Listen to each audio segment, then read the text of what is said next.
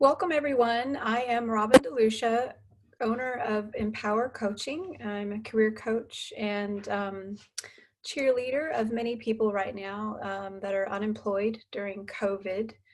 And I'm having some good success with people. So I'm getting calls and emails and text messages that after I've helped people with their resume or their interview skills, or just knowing better how to describe their own strengths, they're getting callbacks, they're getting interviews, and they're getting jobs. So thank you for joining us today. I hope you will pick up something that will help you achieve your career goal.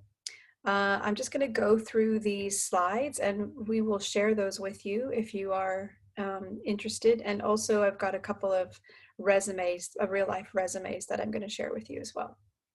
So let's get started. Okay, so here are the things we'll cover today. Basically, a resume that gets you noticed, interview skills that set you apart, how to be clear on what you're looking for, how to answer those questions with a bit of confidence and clarity, knowing your strengths and preparing your stories that demonstrate those strengths, and then where to find the jobs. At the end, I will have a live Q&A if anyone wants to ask whatever questions, and you can ask questions throughout the session. I have no problem with that. Just so you know, your sound is muted, so no one will pop up on the screen even if you ask a question. If you do want to ask questions, you just click on the Q&A and type it in. We're recording this playback, so that will be made available via an email and a link to YouTube, and I'll also share the slides. Okay, so let's get into resumes. Not everyone gets what I refer to as the human voiced resume, and that's okay. But it's kind of like writing how you speak. So you need that first professional objective paragraph at the top of your resume to show who you are. And actually that gets people more likely to be noticed when they've got a bit of personality weaved in, not just business jargon. I'll show you an example in a second. Let me just show you what I'm talking about. So what I would call zombie speak is this admin assistant described herself, motivated admin professional, skilled in all MS Office applications, detail-oriented, looking for a new challenge.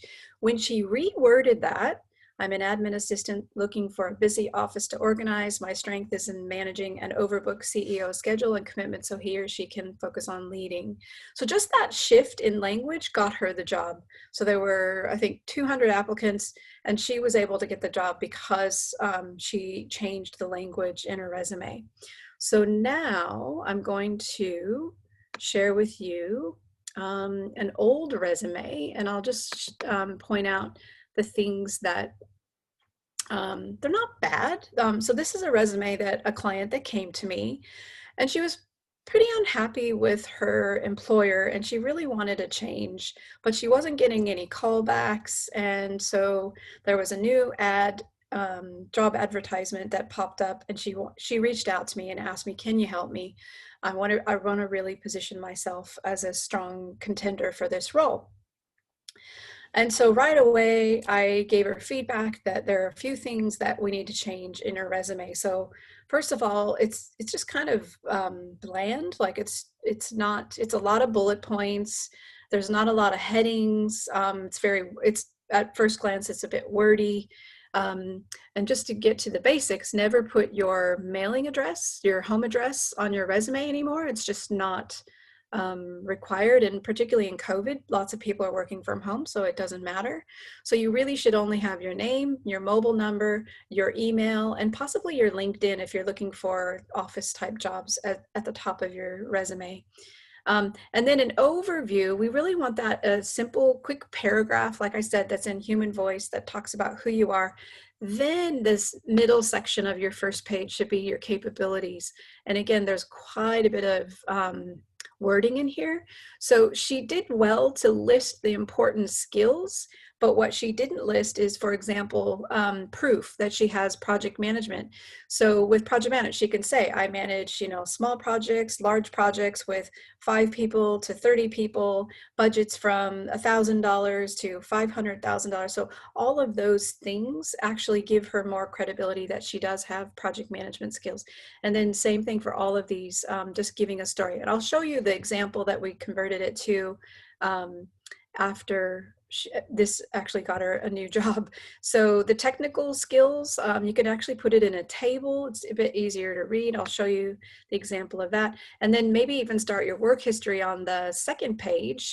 So you just showcase, here are my transferable skills and here are some of my achievements. Now she did have a great resume in the fact that she focused more on the achievements at each of her jobs. Great job. And she has the job title and the timing that she worked in that role at the same row, which is important. Yeah, so she actually has the right amount of space in her resume, but it's a lot of jobs. And then she's got her education at the end, which is fine. And then she also listed some extracurricular. Then she goes into more skills and more technical softwares that she's worked in. So it's probably just not presented the best.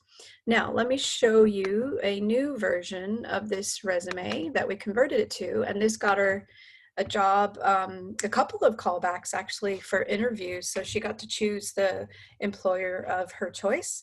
Now, so we've got that, the 3 things that we mentioned at the top. We've got a paragraph that talks about how she works and what she's passionate about. We've got the headings that shows what her capabilities are and actual proof of how she has each of those capabilities. We put the technical skills in a nice to read table of for HR people that aren't as technical. This is easier to decipher, like what are the healthcare applications she's worked on, Microsoft database infrastructure. So this is really good for HR recruiters and people that aren't in those fields. And then she actually put a career summary. So for some people, probably about half of my clients, I recommend putting the career summary, because especially if you have some good brands like IBM, you want to showcase that, and that gives you a bit more likability for a callback for an interview. And all we did was we put just a very simple, what are the job titles she had, what are the years that she worked in the role, and then for more detail, we've given information in her work history down below. We also showcased responsibilities in this new resume and achievements. And even these subtle things like listing all the employers in blue font, all the job titles and timeframes they worked in that role in black bold, and then all the locations in italics. It's very easy for someone who's looking at 100 resumes for an opening to scan this resume and really hone in on what are the strengths that this person brings to the table. And then we put all of her education and her volunteering at the end. It's not really helpful to include referees available upon request these days. It's just a kind of a waste of white space, because if you get through the first interview, then they will call you back for references, and that gives you the chance to call them and give them a heads up. So that's the difference between kind of a resume that's not getting calls and a resume that's getting all the calls. Just heading back to our slides, we want to talk about achievements. So making sure, and I'll give you a bit more background on what the STAR method is, but making sure you're giving a punchy achievement in those bullet points. So not just grew revenue 21% in 3 different markets. We can't tell the scale of that achievement. So by saying adding 1.7 million in 3 markets by training new sales reps and benefit selling techniques, that's a much stronger statement. Same thing for improved operations efficiency. I added 20% more operational output despite use of outdated equipment by developing training manual. So again, it's just giving a little bit more detail that supports the results and what you were working with. Now, these bullet points apply to a resume, but this table I actually put in for a cover letter. So in a job advertisement, you'll see job criteria like they want you to have experience in a sales environment, working with multiple departments in fast-paced environment. What you do is actually paste that heading into your cover letter in the middle paragraph, sales experience, and then you grew revenue by 21%. So that's a way that you can use their language and put it right into your cover letter and make it more customized. Also, you can this example, I put track record of improving efficiency and processes. So you would put the heading in your cover letter as the bullet point, process improvement, added 20% more operational output despite use of outdated equipment. Now, again, let me show you an example of a cover letter. And this is also helping people get callbacks for jobs as well. So she just has a she references the job. If she can, she finds out the name. If not, then you want to put HR recruiter. And remember, if there's a job requisition number, you need to list that too in case they have several job openings they advertised. So the first paragraph, very simple. I've previously worked in the service delivery manager role or whatever role you're applying for. I've worked for big brands, or you could say I've just relocated country, or I'm getting back to work from raising my children. It's a bit of that human voice. And then you go into the middle paragraph, which are the bullet points of the advertisement criteria that are from the job ad. So you're placing it in here, and then you're listing proof of how you meet that criteria. This cover letter has 3 bullet points. You can have 5 or 6 as long as you can fit them to one page. And then the closing sentence or statement can be, I find from the culture statement or the candidate statement that you listed in your advertisement that this very much aligns with my natural strength. So it's just an extra touch of customization, easy to do. And then I would be happy to discuss my skills and experience with you further. So the old days, you had to put like the address of the company, your return address, none of that stuff matters anymore because we're online. So keep it simple. Use the white space of your cover letter to showcase you and some of your achievements, how you meet the criteria that they've advertised. Okay, so now let's get back to the presentation. And just to summarize resumes, they need to be 3 to 4 pages max. Job history, 10 to 15 years. Explain the job gaps. Don't forget, if you've been off from 3, I'd say at least if you had a 6-month break, you have to explain that. And you can be doing a variety of things. It's okay nowadays. 11-point font. If you're changing industries, make sure that first page is all about your transferable skills and your achievements. Let's see, save a long version of your resume. So you should only have like one version of your resume. Occasionally, I advise clients to have 2, maybe they're project manager and project engineer. So they're both, one's more technical, and so you can have a different resume, but ultimately you should be customizing your cover letters, not your resume, for every single job advertisement. Let's see, don't show home address, don't show your photo, don't include your date of birth. It's illegal for them to ask that question. Try to keep your work responsibilities limited and put more emphasis on the achievements. In Australia, PhDs are not as well received without experience. So just keep in mind. And then showing salary, that shouldn't even come up in the first interview. Religion, if it does come up, then you should give them a range of a salary. And if you don't know what that salary range is, please email me so I can send you the benchmarking data for all the cities in Australia: Sydney, Melbourne, Brisbane, Perth. It'll tell you, like, project manager, what's the low range, what's the high range, depending on your experience. So I have a question from an attendee. Should I include all my job history or only relevant jobs in regard to what I'm applying for? Very good question. So if your job history, there's a job that probably was a one-off, you help the family business, you should include it if it creates a gap in your job history. Where it's most important is your most recent job. If you're doing, working at the Monkey Mania, but you're trying to get an architect job, that can harm your chances more because some people are very discriminatory on what jobs they think you would hop into at a quick moment's notice, and they might discount you if you've been doing something else. So in that case, I would say that you're studying, or I would even still show it on your resume, but just say that was a part-time job while you were studying or while you were waiting for your visa approval. So I do occasionally advise clients to leave off their most current or recent job if it doesn't relate to their career that they're targeting. Great question. Okay, so let's go on. Interview skills. All right. So I've been doing quite a few mock interviews with people, which is I actually get the job advertisement that they're interviewing for, and I pretend to be that employer, and then I grill them. I ask them really tough questions. I ask them to give me stories of their previous work. I ask them their strengths. I ask them their weaknesses. I ask them, why do you think you're a great candidate? And then I record it all and I give them feedback at the end and tell them how they could improve their responses. So the tell me about yourself, when HR people or hiring managers ask you this question, they don't want you to summarize your resume. They have your resume. They want to know your personality.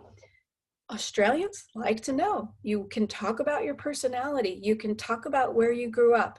You can talk about you're a mad NASCAR race car fan. You can talk about you love fundraising, cycling. You can talk about one lady was Italian, but she would tell people that she didn't love cheese. So you can give them just a bit of personality. I think that's really why they ask you that question, is they want to know how self-assured you are. And so write down those bullet points and then practice them in the mirror so it doesn't sound rehearsed. The more you practice, the better you can be. You can still include that, you know, you've had 20 years in accounting and now you're ready for a more innovative role. You can say like what your aspirations are, and it can be work related, but they also want you to start out with, you know, I have 5 brothers and sisters, or I moved to Australia on my own, my family's still back home. Those types of things are okay to share in that tell me about yourself. The one thing you need to remember is 2 minutes max. So if you ramble longer than that, people will get bored, and then that's now a point deducted from your first impression. Your strengths, you really need to, I had a mock interview the other day and the person gave me a couple of good strengths and they were actually relatable to the role, but they didn't give me examples of how they use them. So just saying you're organized doesn't quite give credibility unless you followed up with, you know, I often arrange family gatherings and events for up to 50 people. So yeah, so don't forget to actually, sorry, I'm just getting another question. Don't forget to actually give just a quick little proof statement of why you're organized or analytical. I love to troll through data. I love spreadsheets. Quick statement, but it gives much more credibility that you do have that strength. And I'll talk about strengths in a minute to, if you do really want to know more scientifically what your strengths are. The next thing is prepare your star stories. So the star stories are very helpful, and in today's world, a lot of employers will do what they call a behavioral interview. And it always starts with these type of statements. Describe a time you dealt with a difficult person. Give me an example of when you've helped bring the team together. Tell me about a time when you solved a problem at work. So they're asking you to tell one specific story. So don't generalize, but have prepared one story that talks about that category. And the main categories that you should prepare for is a teamwork story, a communication, technical, problem solving, leadership. And so I'll tell you how to construct that story. And again, the response should be no longer than 2 minutes. Try not to ramble, try not to give too much unnecessary detail. The STAR framework will help you do that. One more thing, great questions at the end. So I often do the mock interviews and they lose the opportunity to ask great questions. Don't ask what are the next steps. Don't ask how many candidates there interviewing, ask questions like, what do you think are the top 3 challenges in the role? Or ask them, how do they like working at the company? What are the challenges that the company faces at this moment, or the department faces? And the best question to ask at the end is, do you have any hesitation about me performing the role? That has won points with interviewers for my clients asking that question, and they're not used to it. And it's a great differentiator if you have the courage to ask it. Okay, so next is the STAR. So the STAR is an acronym that stands for tell the situation, tell the task, tell them the action you took, and what was the result. So I've found that a lot of people are probably good about telling others what the situation, task, and action that they took, but they forget to say the result. And it doesn't have to be in metrics. It can be improvements. So, for example, there's a behavioral question. Tell me about a time when you worked with someone you didn't like. Situation was, I was newly hired as an all-rounder at a cafe. On my second day, I was asked to fill orders and make food. I hadn't done this before. The action was I asked someone for help, but she was cranky and she yelled at me. So another person offered to help. And I was able to deliver the food, but I learned that this lady was generally cranky with all the young people, and I avoided antagonizing her. So that STAR repeat was just like not even a minute. So it's very concise. People will think that you are being credible and sharing that story. Everyone's worked with someone you don't like, so you have to have an answer for that question. Now, tips on Aussie culture, and this goes for people that I've had quite a few clients that have been in the same company for 15, 16, 20 years, and they've come to me because they haven't had to interview for a long time. So be cognizant of, you are your last job. If you're trying to get a different role, you really need to showcase those transferable skills, and you need to work harder at networking. You need to show credibility or proof. So what I mean is showing achievements on your resume, but also when you talk about your strengths, having proof statements that back up those strengths. The achievements and how you describe it, make sure you include how the workplace was made better. Did you streamline a process or a document procedure at your work, and now all the team of 20 people follow it? Those are good statements to add in your achievements. And then asking good questions and persistence. So some people ask me, should I send a thank you after the interview? Absolutely. Send it on LinkedIn, send them an email if you have their email addresses. Call them a week later if you haven't heard. So generally a week is the rule of thumb that you are able to call back and ask what's happening. Usually the bigger the company, the longer they take to get back to you, unless they're really, really desperate to fill the role. And for people that are unemployed, that's always attractive that you're available immediately. That's something you can put in your cover letter if it's quite obvious on your LinkedIn and on your resume. Okay, so to summarize interviews, do's and don'ts, definitely dress up, even if you're doing a webcam. I had a gentleman about 6 weeks ago, the employer was Fuji Xerox, and they were thrilled that he dressed in a suit. I'm not saying everybody has to wear a suit and tie, but if you dress nicer, it does make a difference, because maybe other people wouldn't have dressed up as much. So you're just trying to set yourself apart.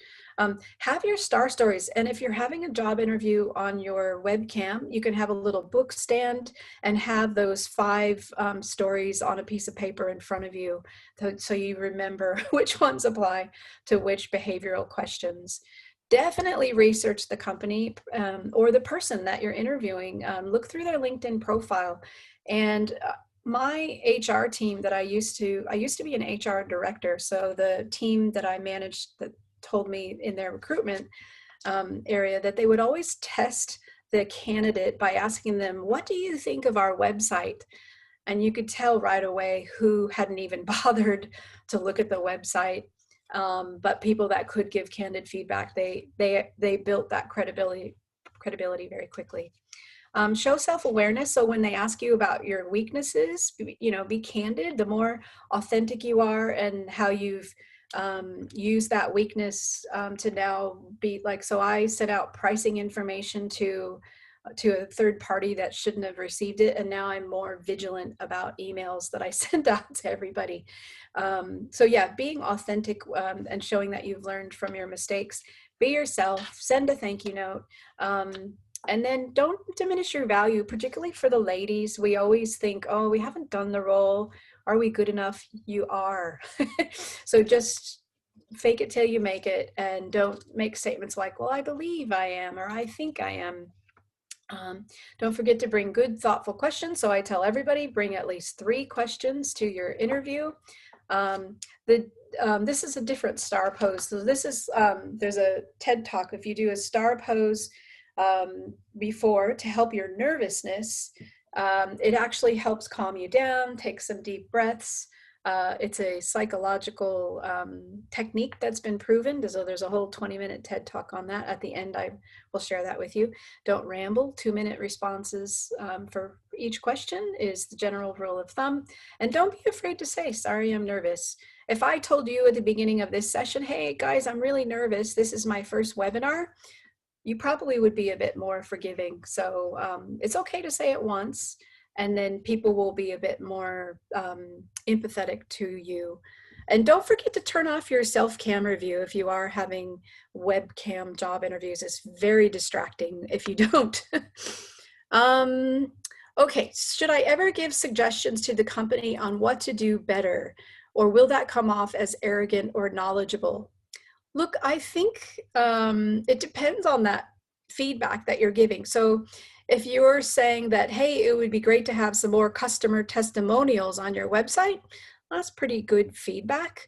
Or it would be great to showcase some of your employees on the feedback on what it's like to work there. Like those are good feedback. If you're saying, hey, you missed the mark on describing the 5G programs that you're leading, like that's being probably overly critical. So if you're being really nitpicky, then I wouldn't say it. But if you're giving them some good feedback that's kind of probably applies to most businesses, I think they would be okay with that.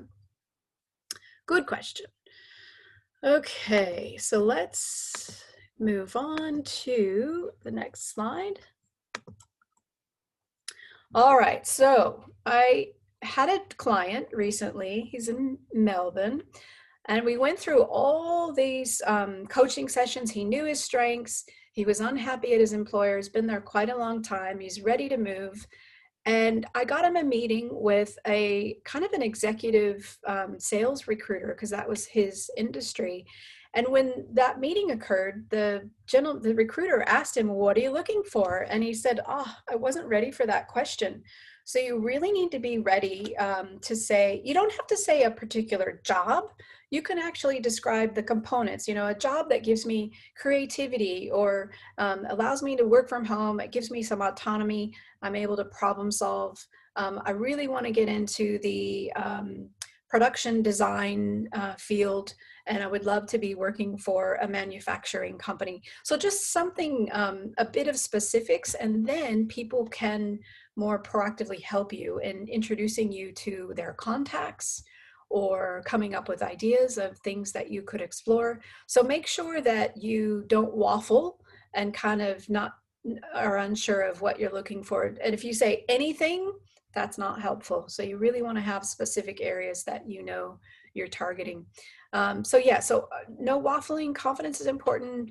Body language, make sure you smile and keep that eye contact, and just honesty. I think what Aussies are really looking for in recruiting for open positions. Okay, so here's a way that I had a few mock interviews where I've asked them, why are you the best for the job? And they typically referred back to, well, I've got the experience. It's just not good enough anymore. So you really want to relate why you're passionate, either about the employer because of the types of things that they're doing for the community, for this particular industry. You like the brand message that they convey. You could say things like, well, it's always been my dream employer. I had a client who her dream employer was Qantas.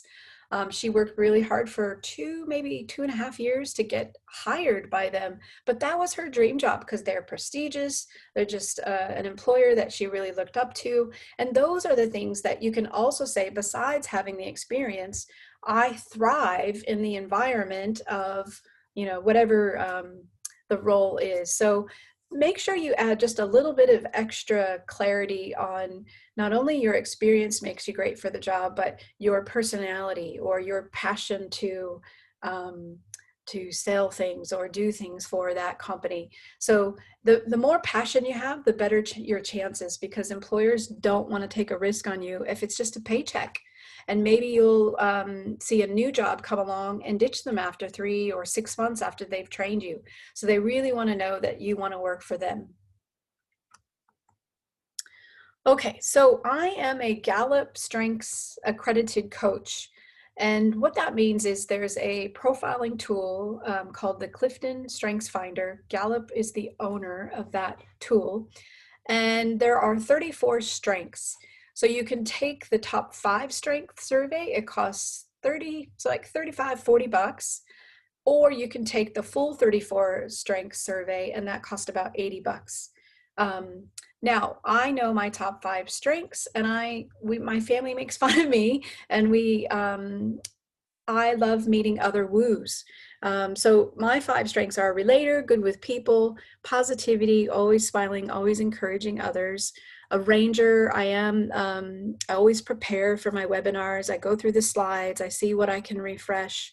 I refresh new content to make sure that it's not the same old that I'm sharing with others.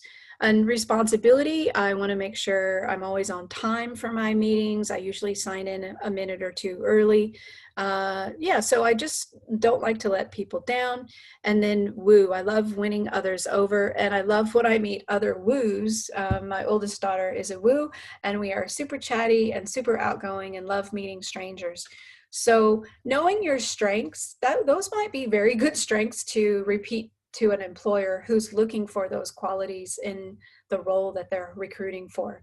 And by the way, all of these strengths can also be weaknesses. So woo, I might be too chatty. So sometimes I need to take a step back and let others talk.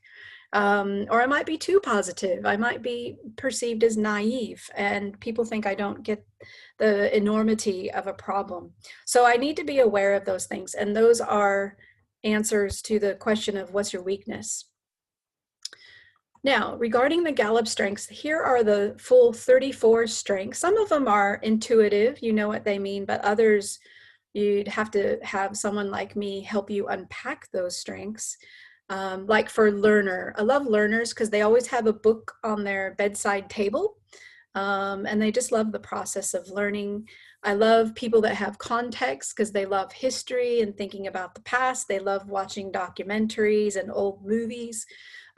So I've done like 550 one-on-one strengths debriefs, so I know a lot about every single strength. And if you can really hone in on who you are and talk about yourself in a way that doesn't sound like you're bragging, it sounds much more confident and credible.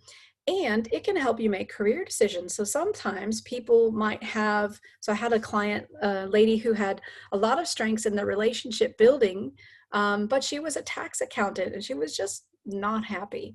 And she really wanted to get into the life coaching field. So I helped her find what courses were out there so that she could make that transition. So this is also quite helpful in determining a happy career for you. And I actually use it quite a bit in the uni grads that are starting out their career. We look at their top 10 strengths and figure out what careers are going to allow them to use those strengths, because the studies show that if you know what your strengths are and you use them in your job every day, you're 6 times happier at work and you're 3 times happier at home. That's pretty significant. Okay, and this is just a sample top 5 strength survey of my daughter. It tells you immediately what those top 5 strengths, and then you get a personalized report. So let's say Carly and I both have developer.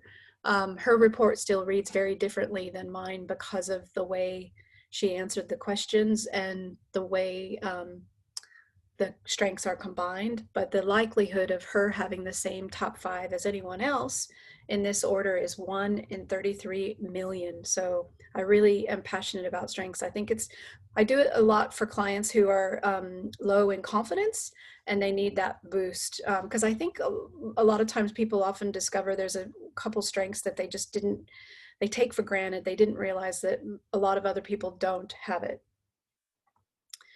Okay, and then the last thing is where to find the job. So nowadays, it's not just looking at Seek or LinkedIn for job advertisements. You really got to look at a lot of other places. Some companies are so popular, they never advertise on LinkedIn or Seek. So you need to look at their websites, maybe set up some search agents. You need to look at one lady that attended my webinar a couple months ago.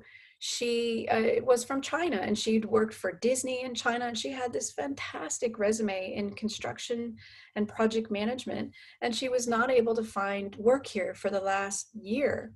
So she hopped onto a website that's kind of like Craigslist for Chinese folks, and there was a job advertisement, and a week later she was working for them. So this sparked an idea for her to actually look in other places and talk to people. Use your LinkedIn connections to talk to people about you're looking for a job, and remember, know what you're looking for. So be clear on what jobs you would love to find out about. So yeah, so when I looked at the last 15 jobs in my career, 12 of them were through my network. I realized there were only like 3 jobs that I had actually applied online for. It's amazing. So this is more true now. It's more true now than ever that you do have to know people, particularly if you're making a change, like COVID has forced you out of hospitality or retail.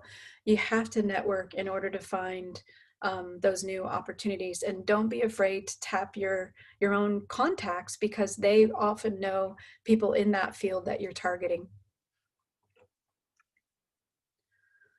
Okay, and also one thing that I like to remind people of is that while you can use a lot of different websites for job search, so Instagram they're using to attract the younger ones for recruitment. LinkedIn I like a little better than Seek because they have more jobs. It was more affordable to advertise on LinkedIn. On Seek, I like the fact that they give you the salary range of the roles. So I'm hoping that LinkedIn will add that soon. And LinkedIn, you can see how many people have applied for the job too. So don't be afraid to look at different platforms, but you should also be aware that HR recruiters are looking at your Facebook account. So make sure that your Facebook account is clean. There's no angry posts of politics or religion. Yeah, just make sure that it's not controversial or too much skin or too much alcohol, because that does make a difference to people, whether they might call you in for an interview or not. And you never know that they looked at you at your LinkedIn profile or at your Facebook, because they've got accounts that allow them to do that. Here are some helpful job websites. So Flex Careers is more targeting moms, but it's, it could be an HR director role that's only 3 days a week, a marketing manager role that's 4 days a week. So they do post jobs, but they're not discriminating against men. They do offer flexible work for men as well, because nowadays there's more dads that are stay-at-home dads and need that flexibility. Indeed is definitely more for trades and hospitality, and council jobs, like city council jobs, are heavily advertised on Indeed. Seek are, you already know, there's a lot of range of jobs on that website. LinkedIn are more office professional jobs. Although I find that educators, depending on if they work for public schools or even healthcare, that's maybe about half the people have a LinkedIn profile. Jora is also good for trades, office, and government jobs. It's still a bit smaller, but it's emerging as number 2 behind Seek. And then there's a website called Cancel Jobs. One of my clients told me about this to find other cancel jobs. Ethical jobs, I shared with a female client recently, and she was really excited because she wanted to work for not-for-profits. And there's just a boatload of positions that they advertise on that website. And then there's other communities that are posting jobs like the Interwest Moms, and Work 180 I found recently. I really like this one, where it's ethical employers who believe in diversity and equity in the workplace. So there's some big companies in that website, and I actually was surprised there's quite a few jobs, so have a look at that. Beam is also kind of like Flex Careers. They're looking for flexible work.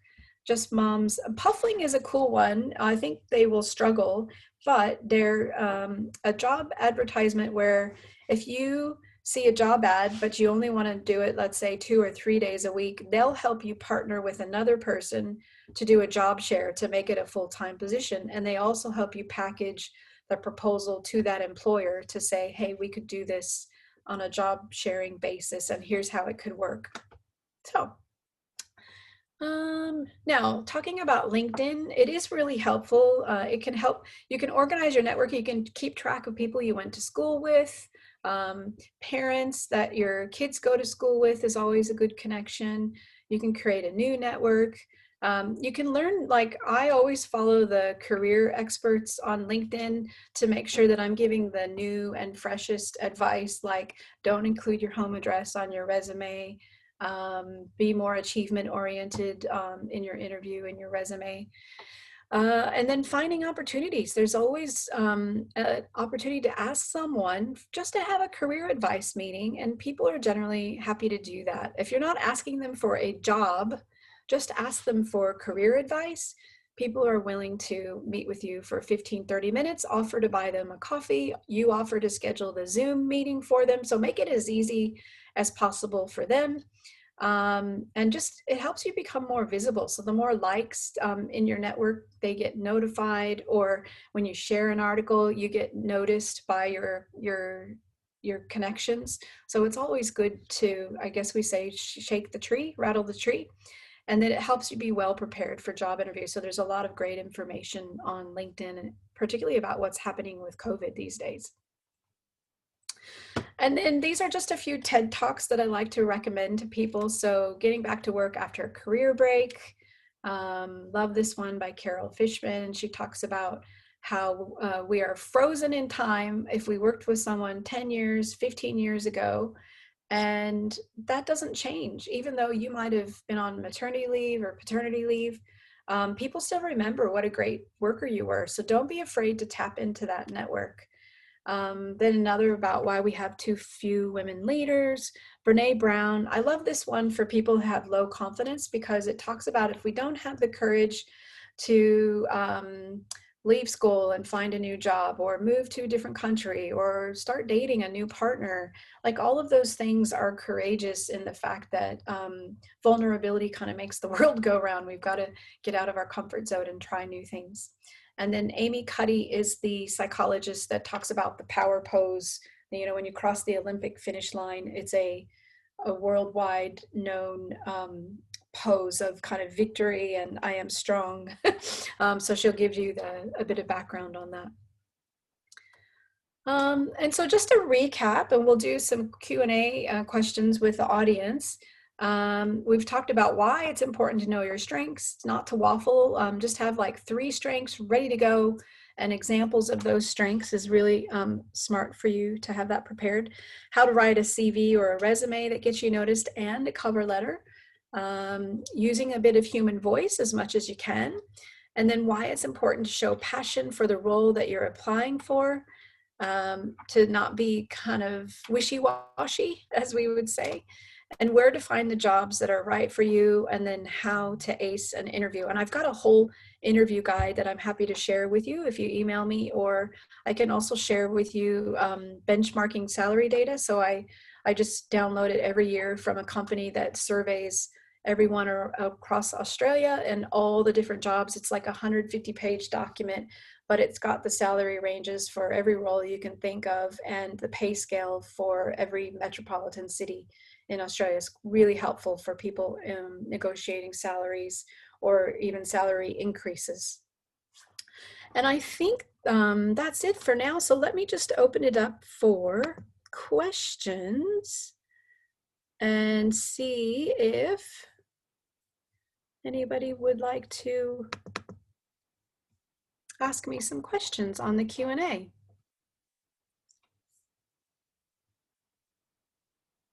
Don't be shy.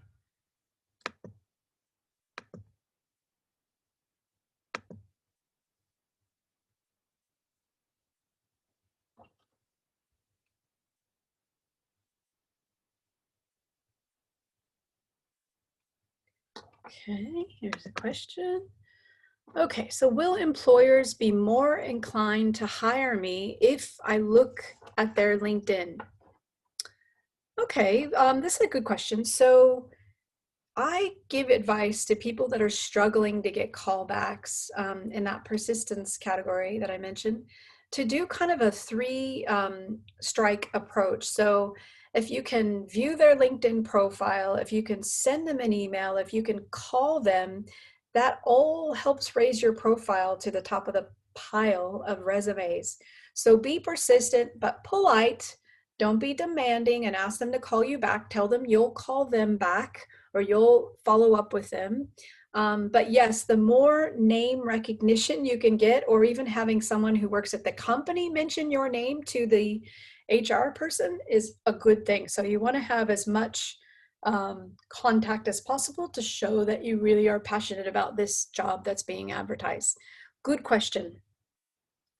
Now, one of the things that happens on LinkedIn is that people can see when you viewed their profile, and I think that's a good thing. I don't necessarily agree with people making themselves anonymous, because then you can't see whoever's looking at your profile if you do that.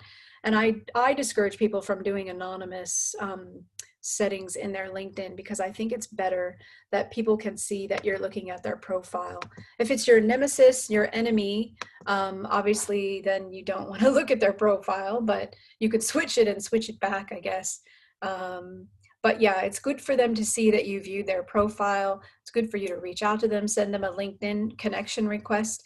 It's always good to just put 1 or 2 lines of personalized request. Hey, I'd really admire your profile. I saw your career and would love to connect with you. So sending some sort of personalized message with the LinkedIn connection request is always a great idea.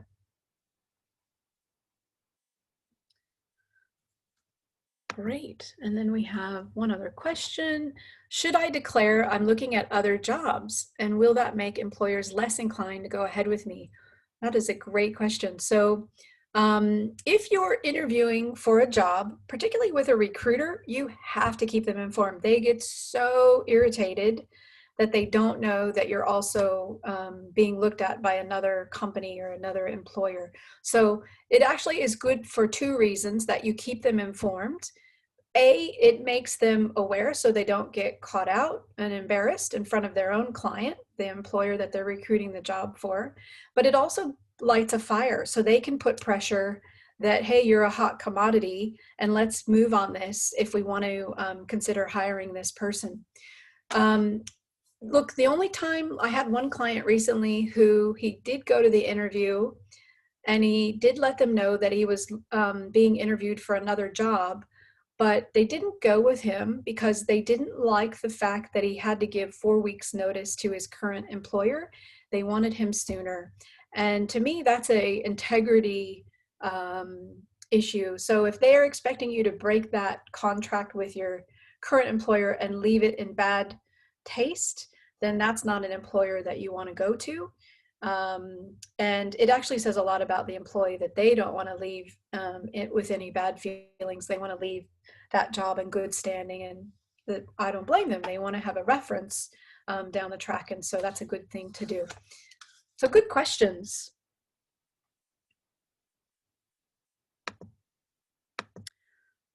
All right. Well, if we have no other questions, I want to thank everyone for joining me today, and stay safe and stay healthy.